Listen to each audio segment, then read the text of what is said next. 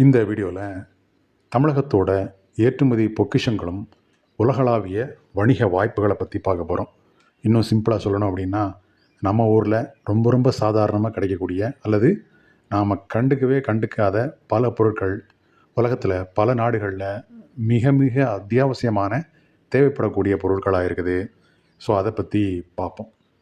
First இந்த பனை ஓலை, சணல் இந்த மாதிரி பொருட்கள்லாம் வேல்யூ அடிஷனுக்கு மட்டும் இல்லை, பேக்கிங் கூட நம்ம யூஸ் பண்ணலாம். ஸோ இதெல்லாம் வச்சு ஒரு பேக் பண்ணோம் அப்படின்னா அது ஒரு ஈக்கோ ஃப்ரெண்ட்லி பேக்கிங் மெட்டீரியலாக ஒர்க் பண்ணோம். ஸோ அதில் கொஞ்சம் க்ரியேட்டிவ் இருந்தது அப்படின்னா, உள்ளே என்ன பொருள் வச்சாலும் சரி, வெளியில் பேக்கிங்கை பார்க்கும்போது ஒரு ஈக்கோ ஃப்ரெண்ட்லி பேக்கிங்கில் நம்ம கொண்டு போகும்போது அதுக்கான மதிப்பு அப்படின்றது இன்றைக்கி ரொம்ப ரொம்ப அதிகம்.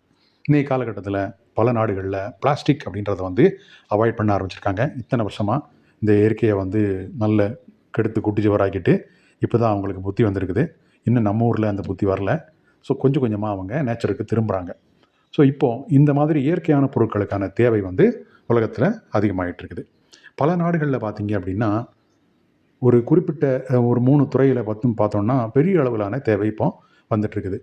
ஃபஸ்ட்டு அந்த சிங்கிள் யூஸ் பிளாஸ்டிக் பிளேட்டை மாற்றி பாக்குமட்டை தட்டை இப்போ உபயோகப்படுத்திட்டு இருக்காங்க. பாக்குமட்டை மட்டும் இல்லை, ஈக்கோ ஃப்ரெண்ட்லியாக இருக்கக்கூடிய எந்த ஒரு பிளேட்ஸ்னாலும் அதுக்கான வாய்ப்பு இன்றைக்கி பிரகாசமாக இருக்குது.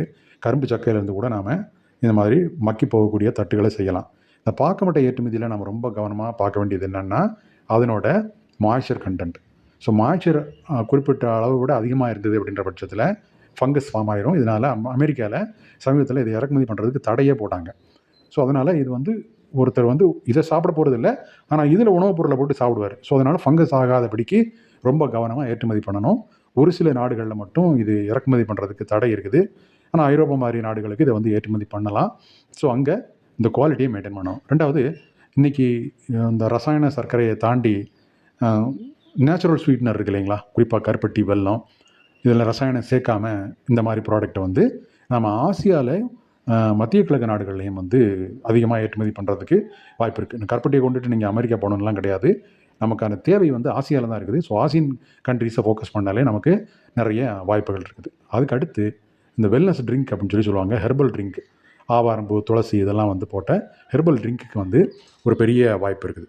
ஸோ இதெல்லாம் எதை காட்டுது அப்படின்னா, நம்மளோட தயாரிப்புகளுக்கு ஒரு குறிப்பிட்ட சந்தைன்னு மட்டும் இல்லாமல் இந்த உலகத்திலேயே அடிக்கடி பல வாய்ப்புகள் உருவாகிட்டு இருக்குது அப்படின்றத காட்டுது. நான் இந்த பாக்குமட்டை தட்டு பற்றி சொன்னேன். ஸோ இது பிளாஸ்டிக்கை பல நாடுகள் தொடர்ந்து தடை பண்ணிகிட்டே இருக்காங்க. ஸோ அப்போது இதுக்கான வாய்ப்பு உருவாகுது. நம்ம ஊரில் இந்த பாக்குமட்டை தட்டு வீதிக்கு வீதி கிடைக்குது. நாம் என்ன பண்ணணும், சரியான தரத்தில் ஏற்றுமதி பண்ணணும், அதுதான் முக்கியம். அதுக்கடுத்து இன்றைக்கி மரத்தில் செய்யப்பட்ட பல்வேறு பொம்மைகள் மற்றும் வீட்டு அலங்கார பொருட்கள் இதுக்கெல்லாம் அமெரிக்காலையும் ஜப்பான்லேயும் மிகப்பெரிய ஒரு வாய்ப்பு இருக்குது. இந்த மாதிரி உடன் ஆர்டிகிள்ஸை பெருசாக வீட்டில் ஒரு டெக்கரேட்டிவ்காக யூஸ் பண்ணக்கூடிய பழக்கம் ஜப்பானில் வந்திருக்குது.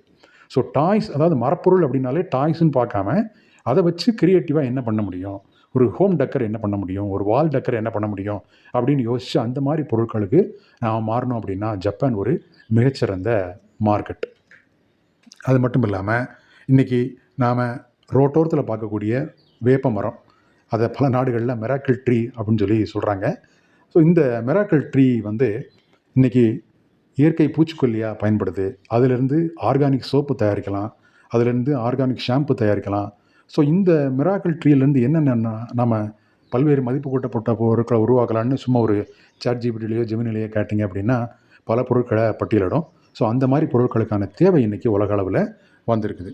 அதுபோக ஹெல்த் ட்ரிங்க் அப்படின்னு சொல்லக்கூடிய, நான் ஏற்கனவே சொன்ன மாதிரி ஆவாரம்பூ, செம்பருத்தி, துளசி இதிலெல்லாம் தனித்தனியாக நீங்கள் ட்ரிங்கை பார்த்துருப்பீங்க. இதை 3ஐயும் கலந்து கூட ஒரு ஹெர்பல் ட்ரிங்காக உருவாக்கி நல்ல டேஸ்ட்டாக இருக்க மாதிரி ஒரு ஒரு கூலிங் பண்ணி சாப்பிட்ற மாதிரியான, ஜப்பான்லலாம் இந்த ஐஸ் டீ இருக்கும், அது அங்கங்கே ரயில்வே ஸ்டேஷனில் அங்கங்கெல்லாம் வச்சுருப்பாங்க. நம்ம காசை போட்டு அப்படியே எடுத்துகிட்டு போயிடலாம். அந்த டிஸ்பென்சர் மிஷினே இருக்கும்.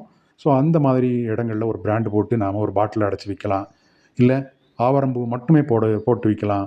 செம்பருத்தி ட்ரிங்கை மட்டுமே விற்பனை பண்ணலாம். ஸோ இதுக்கெல்லாம் வாய்ப்புகள் இருக்குது. இந்த மாதிரி ப்ராடக்ட் உலக நாடுகள் இப்போ தேடிக்கிட்டு இருக்குது.